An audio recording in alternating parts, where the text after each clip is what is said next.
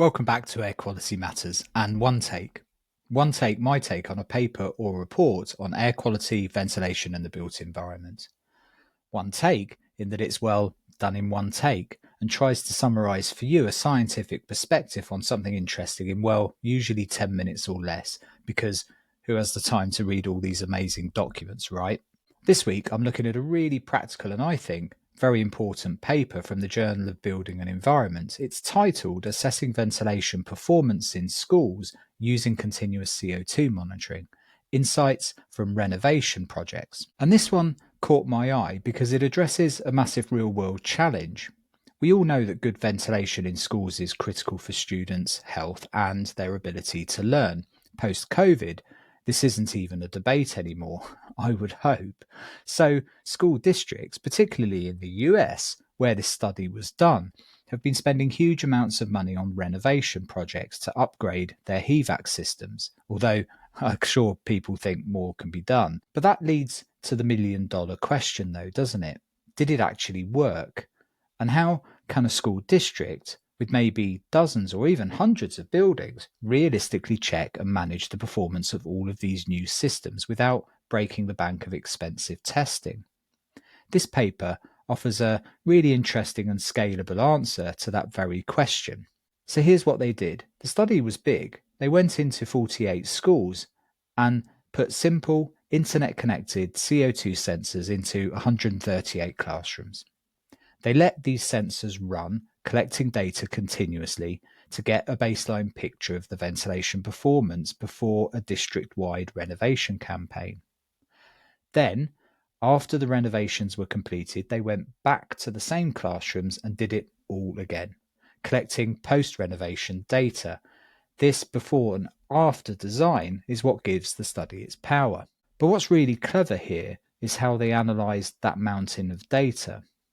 Anyone who's looked at raw CO2 graphs from classrooms, and I've looked at my fair share, I can tell you, will know that it's a bit of a messy squiggle of ziggy-zaggy lines. So the researchers developed a novel automated method for making sense of it. Their algorithm could scan through all the CO2 readings and pick out the important patterns. It learned to spot the build-up periods, when kids come into the classroom and their breathing builds up the CO2 at that point. And it could also spot the decay periods, like a lunchtime or at the end of the day when the room empties out and the ventilation systems work to clear the air, causing the CO2 levels to drop back down towards outdoor levels. By automatically identifying these clean build-up and decay curves, they could calculate two key metrics for ventilation performance. The first was simple, the daily maximum concentration, or DMC.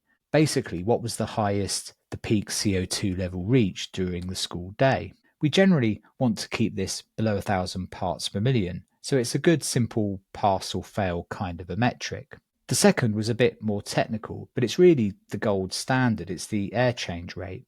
This tells you how many times per hour the entire volume of the air in the classroom is being replaced with fresh outdoor air. They could calculate from this how fast the CO2 built up and more accurately how quickly it decayed when the room was empty. So the big question, what happened after the renovations, right? Well, the result was really clear. The renovation campaign absolutely had a positive effect. When they compared the before and after data, they found a statistically significant improvement across the board. The daily peak CO2 levels dropped, on average, by over 230 parts per million. That's a substantial improvement, and as you'd hope, the air change rates went up. So on paper, the project was successful, to a degree.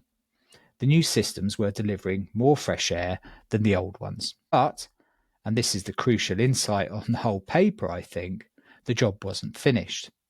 Even after the renovations, they found that in over half of the schools, 57.5% to be exact, the peak CO2 levels were still climbing above 1,000 parts per million threshold. The new equipment was installed, but it either wasn't configured correctly, wasn't operated properly, or wasn't being maintained. Welcome to my world of ventilation. And this finding gets to the real heart of the paper's message. Just installing a new HVAC or ventilation system and walking away is not a guarantee of good ventilation. How many times have we heard that? A renovation project is not a one and done event.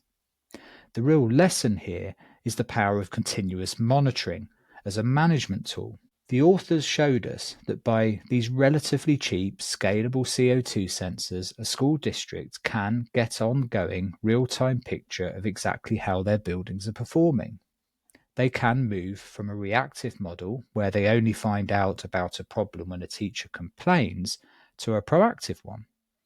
They can look at the data and see, classroom 2B in the East Wing is hitting 1500 parts per million every afternoon.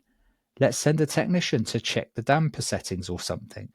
The air change rate in the library has dropped by half since last month.